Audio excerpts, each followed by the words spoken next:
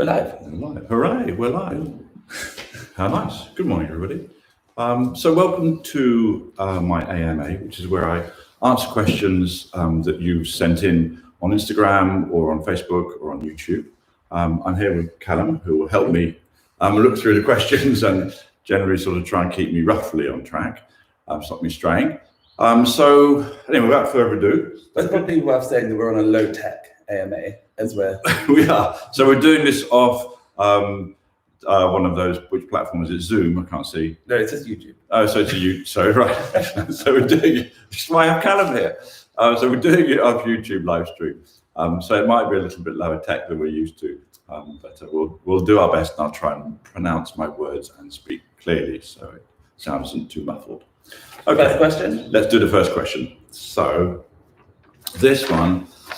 I like starting with an easy one. So this one is from somebody called Your Ladyship 12583, and she says, referring to a live stream that I did with a project called Taurus, where she's saying Nick Knight not wearing a suit seems like a rare occasion.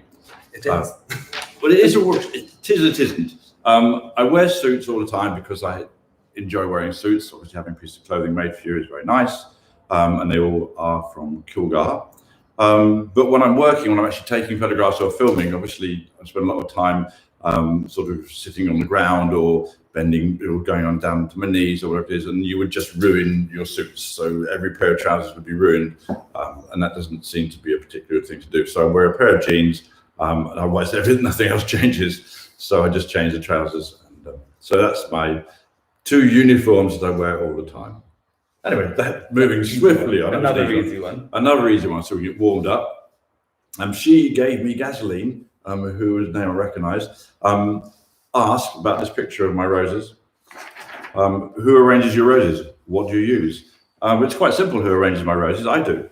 I can't think of anybody else doing that. So I sit in front of a little selection of roses, and I just move them around until they make a sort of harmonious composition.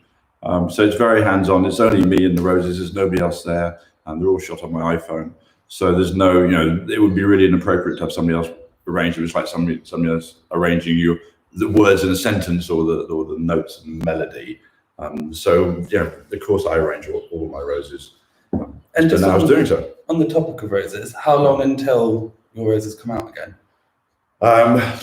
I went down this morning and looked through the roses in the garden, and the first ones are just starting to come into bud. So I think we're probably about 2 weeks away before I can start photographing roses every day. And considering I'm in lockdown, that's exactly what I'll be doing. I mean, the funny thing is, that's what I was going to be doing in any case. I had sort of in my year plan made some provision to take 2 months off just to photograph roses every day, almost in a way of trying to get the whole roses from my garden project finished, and to try and get it a little bit out of my system, so as to stop it going on and on and on. So yes, that's my plan, is to spend probably all the month of May and all the month of June photographing roses. On a not roses still life? No, on a still life, still with birches. Joanna's full stop tops asked, is Irving Penn one of my inspirations? That's her picture she was referencing. Yes, of course. I should ask that. Sorry? You can see why I should ask that in that image. Irving Penn, absolutely brilliant photographer. Really, everything I love about photography, incredible craft, deep intellect, huge understanding of the art, desire to push the parameters of what photography was, very open about his process, about his technique, and photographed a whole range of subjects, from bits of metal and cigarette ends he found in the street, all the way through to different indigenous populations and tribes in far-flung places of the world, and incredible fashion. There's just an amazing portraiture. So yes, how can one not be inspired by Irving Penn? Roses, silver birches aside. The problem for a photographer or an image maker starting out or trying to make some sort of body of work, that Irving Penn covered it so brilliantly, and the space that he created for himself, photographing the roses in the way that he did, and the flowers in the way he did, was so incredible. It's very hard not to be influenced by it, and therefore not to want to emulate it. Of course, when one sees something one loves, the first thing you want to do is try and create that yourself. But I really had to find a space for myself to photograph flowers, and especially roses, in a way that didn't feel like it was just a complete sort of homage to Irving Penn. So I try and get away from that. So, but yes, of course he is. One that everyone's been asking. Oh, I wonder what that could be. This is from House News. When are we going to be able to see the new stuff you've been working on with Lady Gaga? And uses that picture, which I posted on Instagram. Well, in the autumn, I think is the answer to that. A very straight answer to that. I've worked with Gaga again, which is, I mean, obviously it's always a pleasure. You know, I've worked with Gaga over the years, and she's always such an inspiration, so amazing to work with. And I did a project with her just now, which I'm working on the post-production of. I don't think it'll see the light of day until the autumn. So I'm sorry, it's not her album cover. It's not a music video, it's something else. And of course, I'm under a ton of heavy NDAs, so I'm not allowed to say anything really. Probably get in trouble for saying this. But yes, just to answer your question, I have been working with her again. It was fantastic. She is amazing, as you know, if you're a fan of hers. And it should come out in the autumn.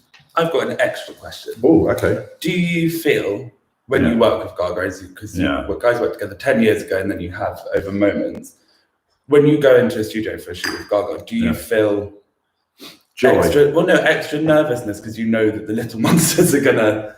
Are you aware of the fan base when you're creating that work and what it means to them? No, I don't think any artist should really consider their audience when they're creating work.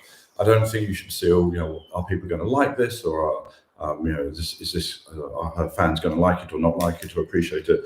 Our fans are super vocal, so they'll tell me whether they like it or not. I remember when I did the Born This Way album cover with her as a motorbike. That got a fair mixed reception. You should kind of realise that we're all people. We read these comments, and so if you tell me that I'm a lowlife because I've done a picture you don't like, I do actually see that. Well, that's what this whole series is about. It's answering things. Excellent. So there you go, get a point of it.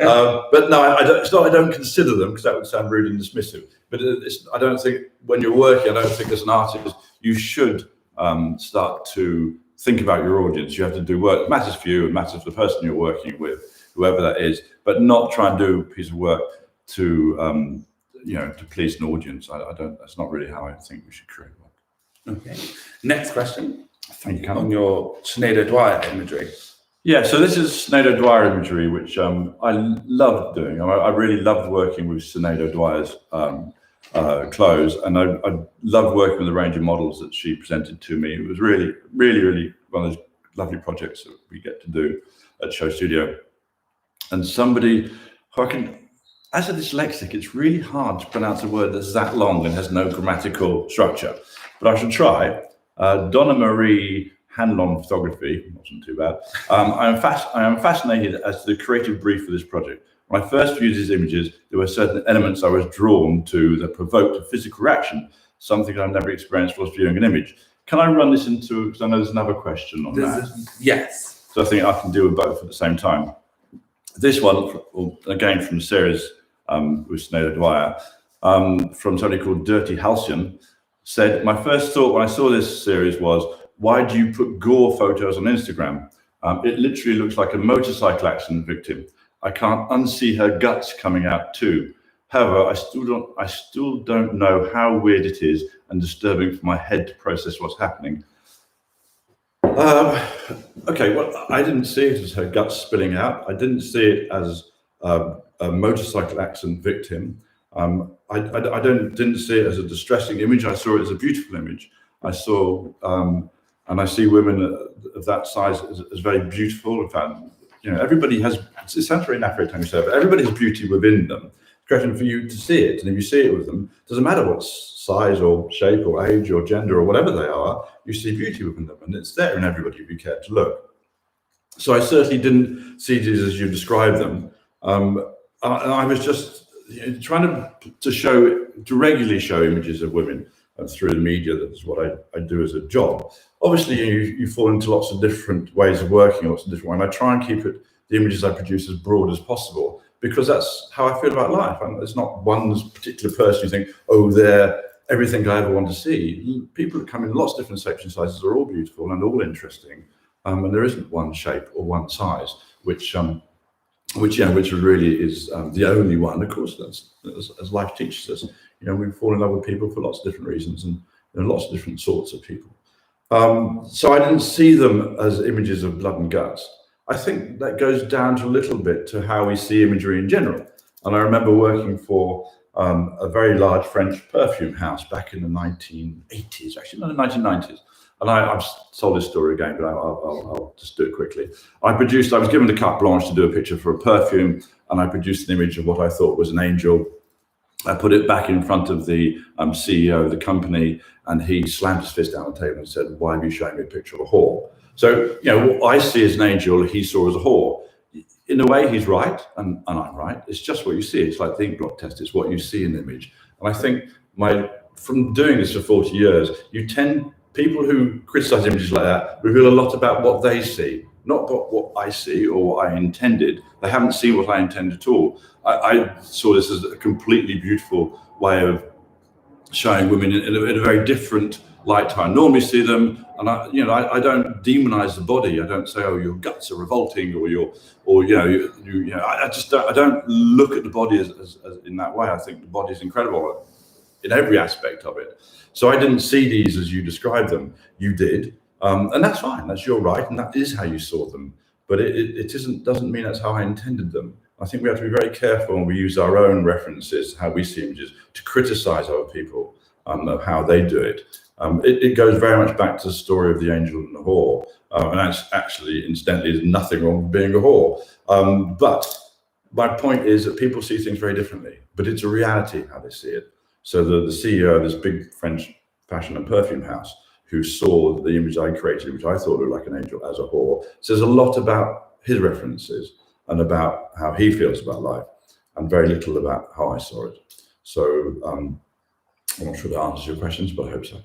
I've never heard that story before. Have you not? I tell you all the time. It's like one of my go-to boring stories. Fine. So this is the picture I posted. I've been posting since we've been in lockdown. We've been in lockdown about 31 days. I've been posting pictures, from around my house and from around my garden, which is where I live, because that's what I've got access to now. And also, it's quite cathartic to me just to keep on taking pictures of new things, because I'm not presented with that much new material to photograph. So I found joy in kind of gardening, and then watching nature and just walking around my garden, which I normally don't have time to do because I don't work from home. Normally I work from SHOWstudio, which is in town. So I miss a lot of the things that happen in my garden on a daily basis. So I've been trying to photograph those. It's just little plants coming into bloom, or how the house looks. I'm very lucky to live in a beautiful house made by the architect David Chipperfield, and so obviously I love it, and it's an incredibly beautiful piece of architecture. So I'm very proud of it, and so I photograph it. So I photographed this view, which is just a view of half the back of the house. And somebody who writes quite often to me, called Boom Alex, wrote, "We need a home tour." Well, just keep on watching, because I haven't got that much subject matter in my hands. So you'll probably get room after room. Yeah, we're running out of content on SHOWstudio as well. So. Yeah, there actually is a project on SHOWstudio, probably called House, which shows all of the house actually. Go and check out in the archive. This is a YouTube comment. On one of Georgie's Milan roundup, her most recent roundup. Okay, so Georgie, who was our fashion editor, and I say was with great sadness, because Georgie left to move on to Pastures New yesterday. So sadly she's no longer with us. But she did some amazing live reviews, and this was from the Milan roundup. And somebody called I'm so sorry, but Henke. Hanky. I don't know why you're much more dyslexic than I am. Why can you read that? I can't. Anyway, so Hanky wrote 2 months ago. Great description of the trends, but oh my God, don't stand in the middle of 500 train tracks. I quite like all that stuff. I quite like the fact that when we do interviews, it's not perfect sound, that somebody rings a doorbell, or because that's what life is. And I can have a very good conversation, in the middle of a street with somebody. And I don't see why that when we record it and when we put it out, it has to be sort of BBC quality. I actually quite like that. I know that sometimes it's a bit disturbing, but hey, life is a little bit disturbing. But the hustle and bustle of life is what makes it rich and what makes it sort of beautiful. So I don't like the sort of editing of things in that way, and the presentation of everything's clean. So, SHOWstudio is like that. We purposely don't do things like the BBC or CNN or so. We're not a sort of, the idea that life is richer through its mistakes is what I like. So I don't want to have everything with perfect sound or perfect vision. I like mistakes. I like things that go wrong, and I like things that aren't rehearsed and that are just natural. So, if the phone rings now, that's because the phone rings, but it's not going to stop our conversation. Next question. Okay. This is on the most recent SHOWstudio gallery closure. Yeah, so we've obviously had to shut the SHOWstudio public gallery. It's still available online. And I would say my friend Tito's sketchbook, because I keep seeing his name coming up, and you get sort of attached to people when you see them repeatedly putting their name on Instagram. So Tito's sketchbook, are all your staff still getting paid? Well, there's only one member of staff in the gallery, because we're not huge at SHOWstudio, but there's about 20 of us. And yes, Bex, who is the gallery manager, is still getting paid. We've had to furlough some members of staff because we just haven't got the reason to keep them on, so that some are furloughed, but most aren't. Most are still managing to work from home. So Bex is still managing to work from home, but she's not every day in the gallery. Anyway, but Tito Sketchbook, if you're the Tito Sketchbook, I think you are. Yes, definitely is. You is. I really like your thing, so thank you for posting to me regularly. I really like what you do. Anyway. Photography question on an old image. Oh, it is an old image, isn't it? Were you born with this image? Yeah, because when she came to the house. Oh yeah, okay. I had to hide upstairs. Yes, okay. So, how would you describe her, Calum? It's Gwen Stefani. I know, but how would you show them it's Gwen Stefani? Having said it, I think rehearsed. We'll cut that bit out. That's not what I meant. So somebody whose name is spelled IGRCOGRM. IGR How do you do this liquid effect? Reminds me of Marianne Faithfull's Kissing Time and Bjork's Pagan Poetry. Well, yeah, absolutely. Sorry, that's a picture of Gwen Stefani, done for an album cover some years ago. Gwen Stefani, absolute delight to work with. I mean, really one of the really delightful artists, like Lady Gaga, who's kind of a pleasure and inspiration. And it's one of my favorite albums of Gwen, so I was really thrilled to be able to work on it. And she came here to the house. And we talked about it in the garden, and we produced those images a month or so later. And yes, the effect you're asking for, it's called median. It's just an effect on Photoshop. And yes, I've used it repeatedly on lots of projects. So you get kind of go-to. Yeah, it's not quite where it was for a while. I mean, you get these sort of effects that you like, and yes, they do become your go-to for a while. You get obsessed with them. You love the effect they do, and then you get bored of it, and you move on, and then you rediscover it and go back to it. I'm having a little bit of a median revival in my creative process at the moment. But yeah, I mean, it's an effect you apply to the image, and then you brush back parts of the unaffected image through that, and it's sort of a bit like a sort of 3D jigsaw puzzle if you want. And it's great; it just allows you to sublimate bits of the image you're not really interested in.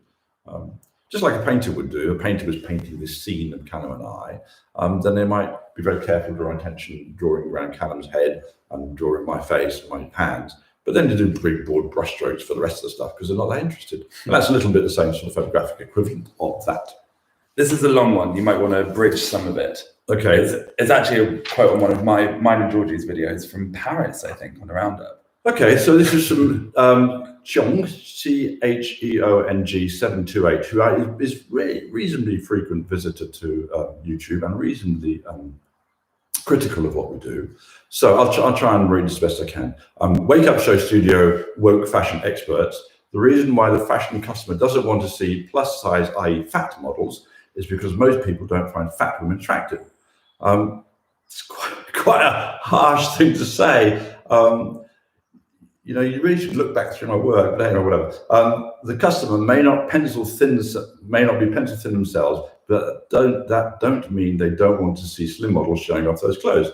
It's like, I never look like that, but I'm sure as hell I want to be presented to me, the paying customer, in the most attractive way possible. I won't read anymore. I think you get the gist of it. I haven't missed anything out. Yes. It's a sort of criticism, that say why use fat models if we're just being sort of, social justice warriors and there's nothing behind it. look back through the history of art. I mean, for Christ's sake, person, I don't know who you are, but just look. Women have been represented, or look at African art and then try and apply that. Look back at Rubens. Look at Tamara de Lempicka. Look at. I mean, there's so many painters and so many artists that have shown women of all different sizes looking incredibly beautiful. So you really have to be a little bit careful about saying, I really don't want to start an argument with you, but I just don't believe you're right. I think you'd see that if you look back through the history of art and the history of fashion photography. I mean, look at the shape of Marilyn Monroe. Models are coming in all different shapes and sizes. It got the die got a little bit cast, to be fair. The die got a little bit cast in the 1950s with very tall, thin models like the Vima, Lisa Fontaine-Grew's pen. That sort of became the elegant 1950s sort of version of couture, and became then carried through to Twiggy in the 1960s with a very sort of boyish, thin, elongated figure. And that went on in the 70s, where women models tend to be slightly more curvaceous, but only slightly. But slightly more sort of womanly, I guess, is the thing. The 80s got a little bit lost and didn't make much sense in any case, in lots of different ways. There wasn't one shape of women presented. And then in the 1990s, again, we're back to a very, very thin silhouette. What's happened recently is something I find fascinating, and largely through the presence of Kim Kardashian, is there's been a new woman, a new shape of woman put very much in the sort of public attention and sort of, held up as so, this is an amazing body shape. And it really, I'm absolutely fascinated by it. But, these are women who have very, very large hips, very, very big thighs, tiny waist, and massive chest. That's the sort of shape. It's a very, almost reminiscent of the sort of Hottentot women, which was an African tribe.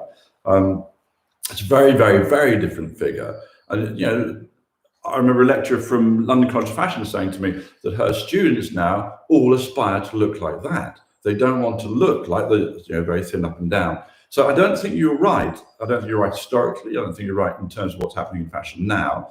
But I think you have to be careful. People are the shape that they are, that they are born with, or the shape that they, people are largely the shape they are. And I think we have to stop saying, I'm not good enough being this shape, I want to be another shape. You have to try and find some joy in the shape that nature's given you.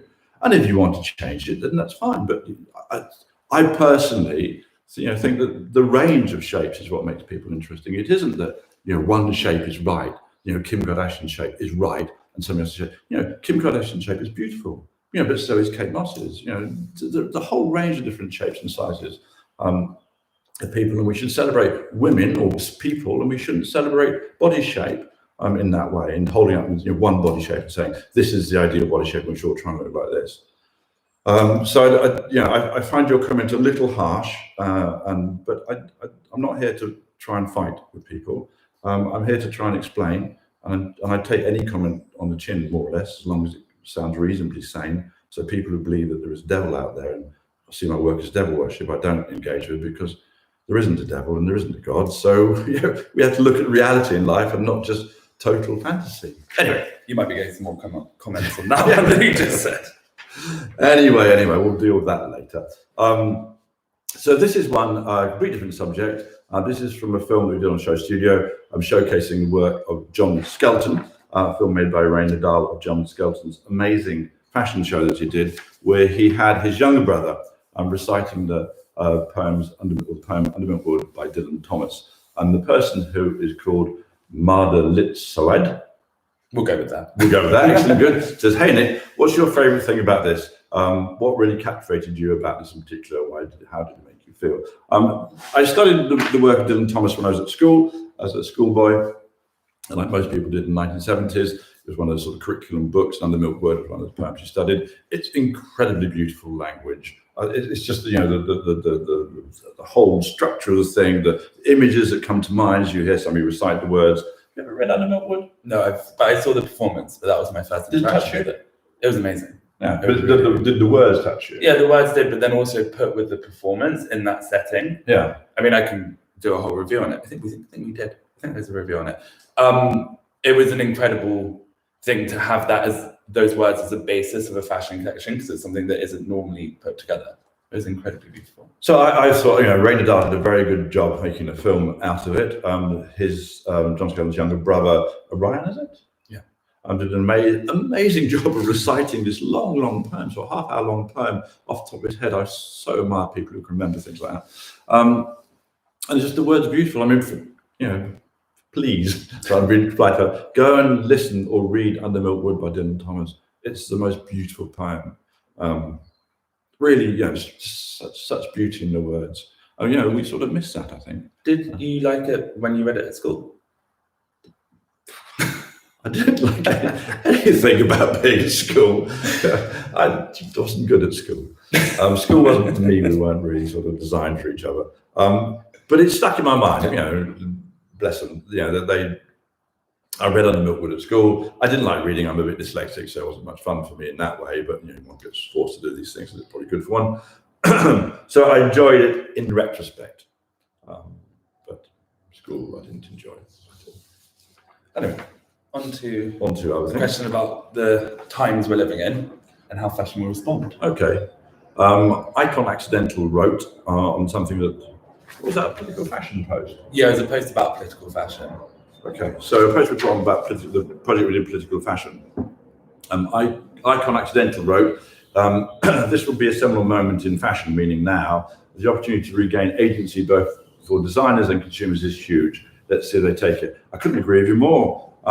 It's really changing things. I mean, the fashion system, in my opinion, has been pretty much, I won't say broken, but it doesn't really seem right anymore. The idea that we sort of have this circus of people, that, I don't want to group them, but a group of people that travel around the world, and we have such sort of fashion lasts no time at all, and very just more and more and more and more. It doesn't seem the right way to do it. I know a few designers personally, and the pressure that they're put under, to produce collection after collection after collection, cruise ranges and capsule collections and this, that, and the other. It really isn't how they want to work. But yet the people who pay them want more and more money. Enough is enough. Some of you big CEOs out there, just try and reevaluate your lives. When you have a certain amount of money, that's enough. You don't need to make more and more and more and more. You don't need to keep exploiting the world's resources. You don't need to keep on making more and more clothes. Make better clothes, yes, but not just more and more volume of them. I dislike the idea that something, because it's popular or because it sells many items, is therefore good. That's not true. That's just because it's cheap or it's widely accepted. But make great pieces of clothing. Encourage your designers to make one collection a year, not 6. Well, how many collections was John doing before he had his mental breakdown? It was lots, possibly 12. Yeah, so maybe John Gallagher was being pushed to do one collection a month before eventually it got too much for him.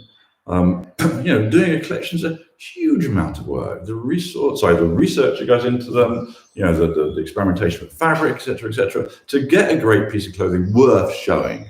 It isn't true that designers just sort of do it like that. It's an enormous amount of toll on their creative energies to come up with a collection. If you look at the work of people like Marc Jacobs or Ray Kawakubo, or any of the great designers, that doesn't just spring out naturally. That's a lot of hard work, and I think you have to take the pressure off and just take it back to a situation where it feels a little bit less about business and just shifting more product, and a bit about something a bit more heartfelt. I think that goes out right across everything we do. So I do think it's a moment to reevaluate what we're doing. I think we started reevaluating a long time, but the structure of the industry is set up to do these regular shows, and the structure of business and capitalism is set up to sell more and more product. And I don't think that's healthy. I really don't think it's good. But it's funny because in the last year, the graduates from 2019, when I spoke to them, it was the first time en masse, they had said to me, I don't want to apply for funding.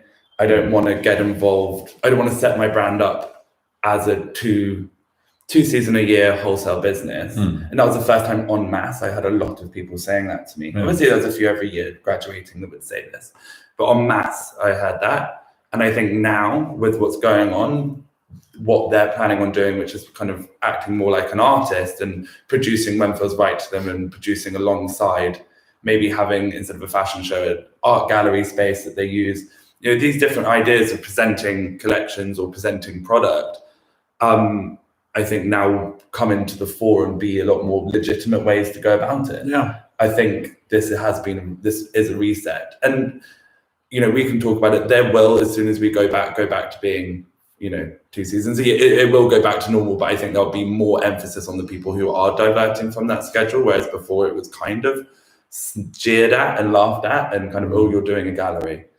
Whereas I think that won't be the case now, but I do also think that as soon as big businesses can, they'll go back to the normal structure. Yeah, they want to keep on making money. That's what big business is there for. Big business largely ignored fashion for most of its lifetime. It's only in the 80s that big business started to work out the potential being made from potential of so much money to be made from fashion, which is why it got accelerated in the way it did in the 90s and early 2000s.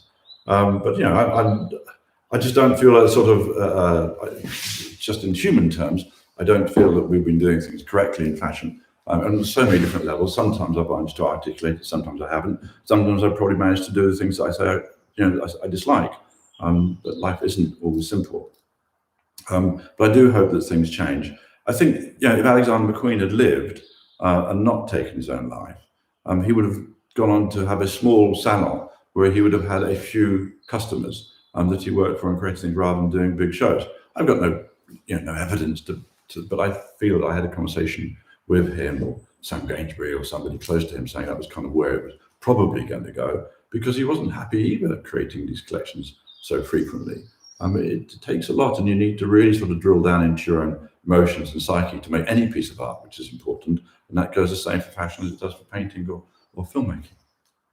Well, just a slightly different topic. Yes. On Frank Foster, because you posted about them the other day.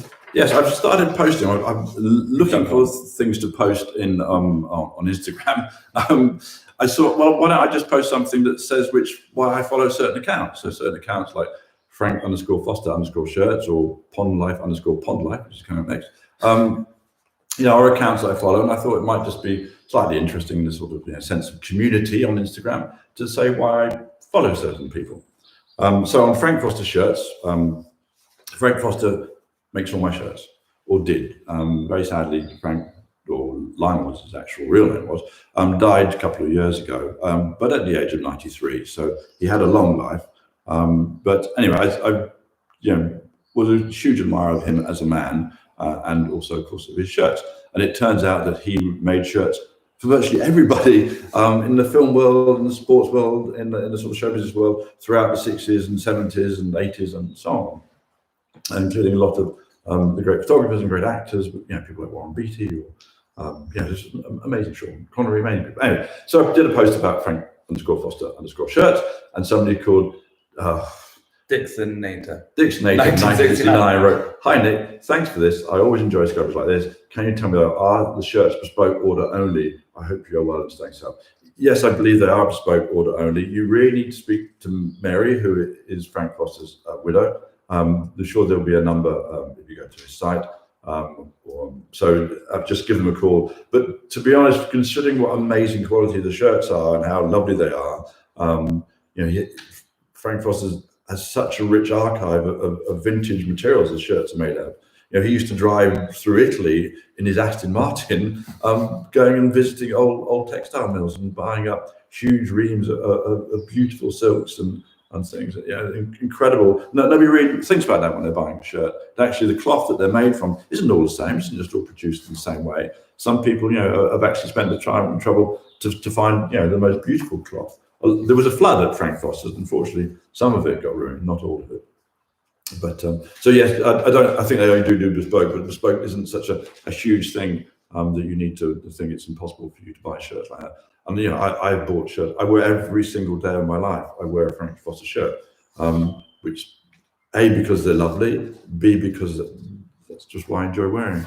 So anyway, right. So on the same post, somebody called D5and wrote, at Nick Knight, wow, is Frank Foster still making shirts? Well, Frank Foster, the company is, Frank, as I said, isn't. He used to make all my shirts. I saw some very nice ones. Sadly, they don't make them quite that in Kenya. He was such a lovely old guy. I'm sure he would like referred to as such a lovely old guy. He looked, Frank Foster looked a little bit like Marlon Brando when I knew him.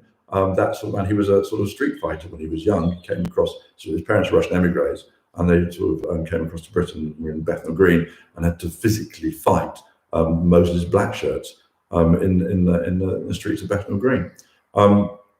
Such a lovely old guy, which is an old guy. He used to be an amazing tailor, who says no longer was called Dimmy Major. He had some wonderful linens from factories that closed in the 50s. So that's a little bit echoing what I was saying. But, these small companies like Frank Foster, who make, beautiful shirts or suits or whatever it is, they will die out unless we in some way start to reinvest into those crafts and those ways of making clothes. It was normal 100 years ago. You'd never, or even 70 years ago. It was normal in the turn of the last century. You'd never go and buy shirts in a shop. You'd go to a shirt maker to have them made. That sort of died out with mass production. But the care that goes into making an item like a shirt, there's a huge skill to making a good shirt. And sadly, those places that make those, unless we invest our energies and our desires and start to support them, rather than just going to sort of mass marketing place, they will die out, and it's a great shame. Anyway. But I think that's kind of what we were talking about earlier, is that this reset that we've had, or what is going on in the world, might refocus some people's attention on what you need. Do you need 50 shirts, or do you just need 3? Yes. That are beautifully made? Yes. Don't look in my drawer. I'm very excited for you to describe this post, because it confused a lot of us. Did it confuse a lot of you? I wasn't confused. This is a piece of writing that I've had for ages. I found it about 20 years ago, and I thought, that chimes a chord. I'll just read you the thing I posted. It was part I posted on Instagram. It said, creative people often find it difficult to comply with the demands of a prosaic world. The artistically gifted are frequently so dedicated to their vocation, whether it's music, visual arts, or writing, they can appear self-absorbed, impulsive, impatient, and intolerant. Even in my medical lifetime, I guess the person who wrote it was a doctor, even in my medical lifetime, there was a subgroup whom psychiatrists labeled as creative sociopaths, a term now abandoned. Any of that resonance in your growing up in this household? I won't comment online. Street of you. Anyway, so I put that up, and it chimed a bell with a lot of people. I think it sort of, it makes some sense, because one does get so obsessed with one's work, and it does become the most important thing that you live for. Obviously your family are incredibly important to you, and people you love are incredibly important to you, but your work becomes obsessive, and you can't see any other reason to do anything else. Which is sort of, people around you stand and scratch their heads and think, why don't you want to come down the pub? Why don't you want to go to the theatre? Why don't you want to go on holiday? Why don't you want to do all this sort of thing? And it will seem to people living around you, I speak probably for Calum, that one can see him a little bit obsessed and absolutely sort of, why don't you just relax and stop, etc., etc., etc. But it's because you do get, it's like the reason you're alive is to do that. And not everybody knows that from the beginning, and you find that the more and more you work. And you find not only pleasure in doing it, but your raison d'etre, or the reason you're alive on this planet, seems to become to create this work that you produce, whatever it is, sculpture, painting, film, singing, whatever it is. So you do become obsessed with it. I liked it because I kind of like the sort of silliness of, not the silliness, but the sort of creative sociopath. And the sociopath, if you look at the word, isn't a very nice word for describing people. Anyway, the comment from SHOWstudio. Yeah. We'll go with that.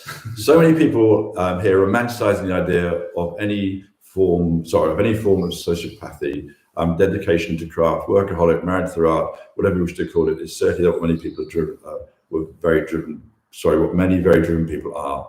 But a creative sociopath, that means there's an absence of empathy and the willingness to abuse others for personal gain, a total lack of conscience. I don't think that's you, referring to that, it's me, and I truly hope it's not anyone else here, because the damage inflicted by any sociopath of any type is brutal. Glad it is a term of the past. It's in its old usage, but sociopaths certainly are still around. Yeah, if you look at the medical psychiatric definition of sociopath, it's not very nice, but I think that it's a slightly light-hearted description of a way of working that in some ways sheds a bit of light on the creative process and the people who do make work in that way, because it doesn't become an obsession. It doesn't become something that keeps you up at night or whatever it is. And throughout my life, I've always tried to sort of find some way of balancing, what might be called normal life with the work that you do, but I'm not very good at that. I tend to get completely involved in my work. And in a way, I mean, it's the only thing that gives me pleasure, but it certainly does give you pleasure. And it's certainly something that it's not the sort of pleasure you might get from eating a chocolate bar, so it's not sort of gratification, but it's a sort of feeling that you exist for a reason, or there's a purpose in life. And also it's a little about peeping into some better world or new vision and wanting to see more and more of that. I think one of the things that doesn't cover, and your work can be reasonably solitary, but when I first started working in the industry and I wasn't working with you, I was so shocked to meet so many people that were like you in that way of how extreme they were. Because I thought it was just you. I thought it was you just, but everyone, and also especially when I worked in fashion houses for a while, how there would be whole teams who were dedicated in that way to a singular vision. So it doesn't have to just be one person. No. And if you watch the Margiela documentary that came out last week, and also the one We Margiela that came out 2 years ago, you can see examples of how a whole team can be a singular creative unit obsessed with presenting a singular vision. Yeah. And I think it's something that this industry almost needs to survive, because actually if you try and do even one collection every 6 months, there's too much work and too little time. So you need people to sacrifice and to give up and to believe in it. So I think, what that poster saying is here to stay. I think it's needed in the industry, or especially in the industry as it is, with so many pressures on and so many deadlines. That's my view on it. We should probably move on with some speed. Right. I'm not laughing. Next one. Okay, so this is just remind me of the artist. Frederick Heyman. I'm sorry. So Frederick Heyman's work that I posted. Amazing work. Frederick Heyman is a young artist who makes some of the most exciting 3D work that I've found. And this is a project he did with you. Yeah, the SHOWstudio. And somebody who is called Vanessa Believes in Magic wrote, just had a look at his page, referring to Frederick's. I don't even like the fact that human mind can think these kinds of distortions up. It's art for psychopaths. Why are people so obsessed with imagery and mutilating themselves or others? All I see is a future of horror in this where humanity, if this is where humanity is headed. Go and look at Goya. Go and look at Bosch, or go and look at the work of Hieronymus Bosch. How many hundreds of years was that painted? Humanity hasn't become the visions of Hieronymus Bosch, but our ability to imagine a situation which is very different from our own, is important. Artists aren't just sort of do-gooders who create work just to present a sort of happy, clappy version of the world. The obsession that artists of all sorts have with death and destruction and things which are not healthy, is widespread. Do you know what it is? I'll try not to swear. What do you think rock and roll was? Go and read the lyrics of the Stones records. There was a Stones record that came out with the Stones on the front cover dressed as Nazis with little 5-year-old naked girls with them. There are things that are wrong in society, but they are important to show. If you just show this sort of, happy, nothing's wrong, nothing's going to stir. So that's so not what people are interested in. Not what, a lot of people do not want to just do the right thing. A lot of people do not want to just show, happy art that isn't disturbing. Life is made up of ups and downs are as important to the feeling that we're alive as the ups are. People's minds are incredible, and one should really celebrate the sort of inventiveness of people's minds. Actually, Frederick's work is actually in that genre particularly uplifting. But look at all the different. Look at Picasso. Look at anybody you want to. People who do pictures about the horrors of war. What are you saying? They shouldn't do that? You have no idea what Frederick Heyman was trying to convey. But it isn't just that you should stop doing work that's difficult or challenging or that is distressing, or because life is difficult, distressing, challenging. I try not to swear. What do you think a car crash is? What do you think cancer is? What do you think this blasted, this awful virus is, if not distressing and totally, awful and upsetting? And that's what life is. Life is about good and bad. It is not solely a presentation of a sort of, bland happiness. And I'm not allowed to say for fuck's sake, I'm not allowed to say for Christ's sake. Just try and imagine how boring life would be if everybody was just happy all the time and nothing went wrong. And life would be so boring. Anyway, I think you get my point. Lauren, the photographer, wrote about a series of rollers pictures that I do. Nick Knight, so beautiful. Does this mean you're selling your traditional cameras and sticking with iPhone shots?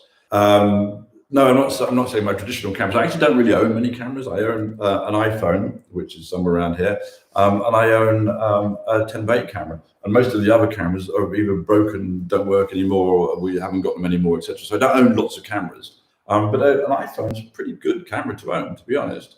You can just create great imagery with it. So in answering your question directly, no, I'm not giving up conventional forms of photography, with Hasselblads and Canons and Nikons or what have you. But the iPhone's pretty good. And certainly for the purposes of what I use it for, is a very, very useful tool. You have to realize that, photography and image making is just a way of speaking. And the iPhone allows you to take a picture and publish it straight away. So you can speak very freely and very, very openly. And in a very sort of direct way to your audience. And you always have it with you, which I think is important. Because I don't always have my Hasselblad with me. I don't always have my 10-8 with me. It'd be very ridiculous if you had your 10-8 with you. It would be. but sorry, if you look back to old photographers like Steichen or Ansel Adams. But they had the 10-8 with them. They go trekking up the mountains with a 10-8 on their shoulder.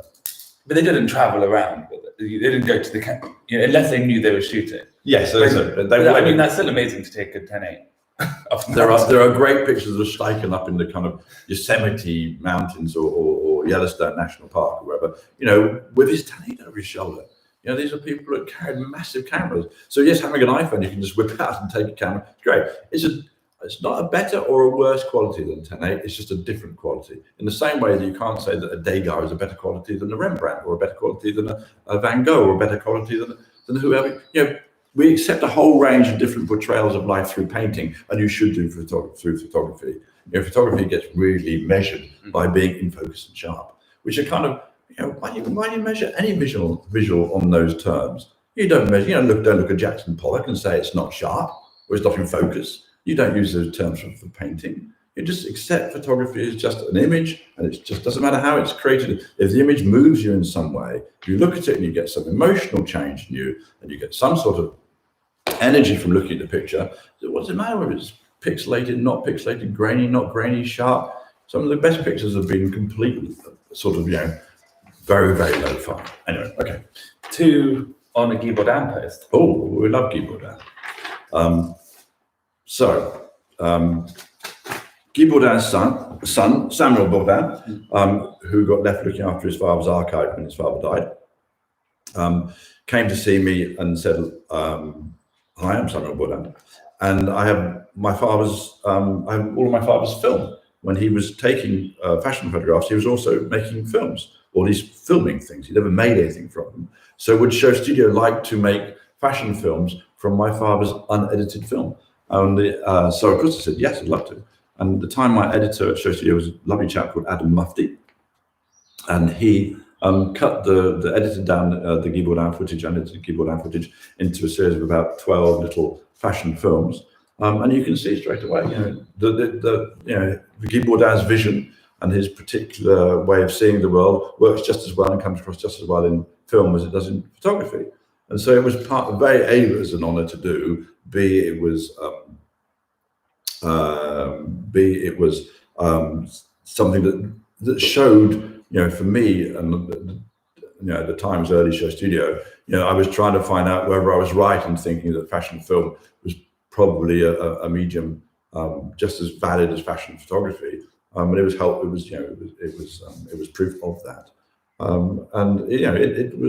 They're beautiful little films. Anyway, sorry. So the question asks from somebody _Mark David Ford. I guess you could say Guy Bourdin was the original pioneer of fashion film. No, _Mark David Ford. No, you can't, because if you also look on SHOWstudio, which I would highly recommend, you will also see the films of Erwin Blumenfeld, who was probably 30 years before Guy Bourdin. And he, at the time, the 1940s, 1950s, certainly in the 1950s, made a series of films to show to his clients his clients are people like Sachs and Bergdorf Goodman and people like that in New York. So look, there's a new medium called television around, and you shouldn't just do photography for magazines. You should also make films to go on television. So Blumenfeld started making films and trying to persuade his clients that fashion film was a thing. So, but you go further back than that. Go look at Man Ray. I just finished reading an incredible book on Man Ray, which is really excited me reading it. And Man Ray made films, and he was asked to make films, and he did experimental filming, and he did all manner of Man Ray was somebody who loved to experiment with these mediums, whether it's painting or sculpture or photography or filmmaking. And he did so. One could argue that Man Ray first did it, but then you go further back and look at Loire Fuller, who was a dancer who made incredible films of herself. So no, I don't think you would say that Guy Bourdin was a pioneer of fashion film. He was somebody that his fashion photography is still very, very current, and there's a lot of people still emulate, including myself, still emulate his work.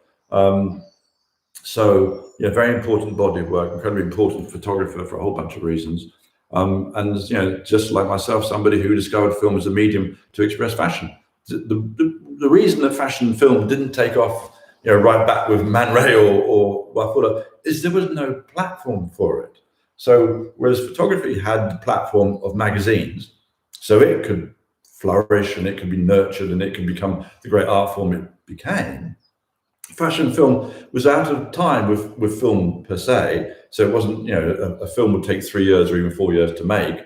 A fashion season is 6 months long. So even by the time a fashion film would come out, it was being shown in the cinema, it would be 6 seasons, 8 seasons out of date. Also, fashion wasn't interested in filling in inclusivity at that time. They didn't want to fill a cinema with people to engage with fashion. They wanted the Chromatica to come, which was a tiny proportion. So it was, so it's aimed at a different audience and had different concerns for people making it. And TV, which came along later, wasn't set up for it. Nobody in TV seemed to understand it. There was the closed show, and there were other sort of, I think Vogue TV was alive for about 5 minutes. And there was fashion TV, which seemed to be Brazilian models in their underwear.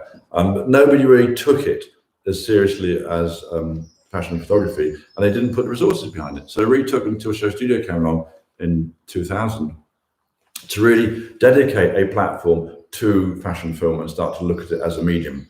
And I say this every time I talk about fashion film, but every designer creates a piece of fashion to be seen in movement. Therefore, the best way to see it is in movement and not as a still image. However great fashion photography has been, fashion film is probably a better medium for showing fashion. Yes. Yep. And I've got one more comment on this, so let me see if I can do it. We're nearly at the end. Still feel bad, kind of person to fuck up. Just don't do it again. This is the same person. We haven't this person before. So V1K Victoria, I thought I would get my kids to do fashion photo shoot of their own, plan the shots, makeup, styling and props, then model, take the photos. Any hints or tips? Yeah, enjoy yourself. There aren't really any technical tips. Just enjoy yourself. Get close with the camera. People, amateur photographers, people who don't really practice it every day, tend to be too standoffish, and they tend to worry about things like it being in focus or blurred. Don't worry about those things. Just convey a emotion or a moment, but enjoy doing it and look through the lens. Try and live what you're experiencing through by looking through the lens. But the main thing to do is to enjoy doing it. So good luck with that. Final question. Lovely Sky Ferreira. Yes. So it's a technical question. So I'll post a picture I did for another magazine. Another man. A picture I did for another man of the incredible and also delightful Sky Ferreira. Austin_Oliver asked, wow, these are stunning. How did you shoot these? Were there any lens filters used, or was this all digital editing? I won't take you up on the word editing because I don't think it's appropriate the way it's being used at the moment. But that's a different answer.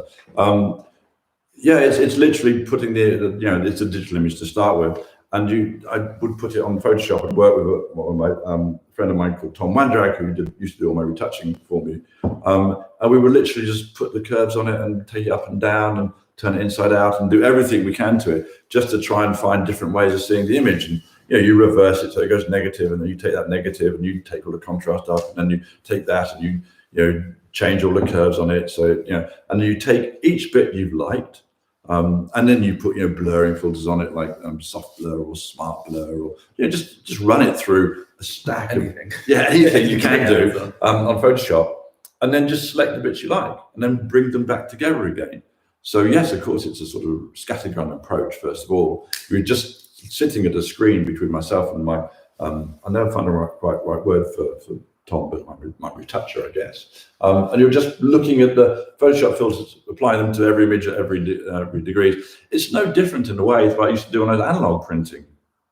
I printed a game with another lovely man called Brian Dowling, used to do all my color prints. And we'd get the negative, and we separated it out into all shades from light to dark. And then we separated all shades of blue, shades of orange, shades of magenta, shades of cyan, etc., etc. And we worked through all the color range of it. So you end up with a floor covered in prints. I mean, like hundreds of prints of the same image on the floor. And then you tiptoe through them and think, okay, well, the background looks really good in that one, which is really cyan and really light, and the front and her skin tones are really good in this one. And you start making a little stack of pictures. And at the time, in an analog fashion, my printer, Brian Dowling, would, in the darkroom, put acetate masks across the image to mask out the different areas and print those in the colors ways that we'd chosen. When I moved into Photoshop in the mid-90s, actually late 1980s actually, but anyway, we moved into the digital ways of working. We just did the same process of just looking at every effect and every way of looking at the information on that file, and just trying to find the bits that we liked and combining them again. That's why I've always been very much against the idea that photography happens at the moment you click the shutter. That is part of the photographic process. It's not the defining moment. It's not the only moment that matters. All of the ways of investigating the image that you produce onto a negative, onto a transparency, or into a digital file are all really, really important. And what you do with that afterwards is just as valid and will change. And you should be totally freed of any sort of feelings of kind of, oh, this isn't proper photography, or this isn't the way. It's just about the creative process. It's just about looking at an image and trying to understand it. And you know that you can get a file, you can put it through curves, we can put it through whatever different Photoshop filters or different processing filters you like, and it will change. This image that you're seeing now, Calum and I, if we put it through, we took it dark, it would be a very different image. We took it very light, a very different image. It would say different things. Our expressions would change, our skin tones would change, the punctum in the picture would change, all those things would change. So you can't dismiss the work that happens at the moment or the time you take it after the photograph until the moment it's published as not being important. Very rarely when you shoot do you know what effects or what process it's going to go through. There's a few shoots, I think reality inverse we knew, scale we knew, but Sinead, that another image, we didn't know what it was going to look like. No. We do a session and then we all go back, and whether it's over the, whether we're together or not, we all, go through all the different processes that we can until there's something that we all like. Until you and the client likes, or whoever the team is working on that image. But you very rarely do you come onto set and say, I found this process that I'm going to put on this image. No, because that would be why do the session? The session is about discovery. Of course, you have some ideas before you go in. So you go and think, well, I think it'll look really good in black and white and really dark. But then when you see it, I just did a session with Billie Eilish. And, on the session, we were taking, showing Billy stuff and taking it really, really dark on screen. But that's not necessarily what's going to appear in the end. That's just part of the process of investigating the imagery. So we should end this because I want this to be under an hour and we've got 20 seconds. Excellent. Thank you for coming and watching. I hope I've answered some questions from people intelligently and fully. Certainly my intention. Okay.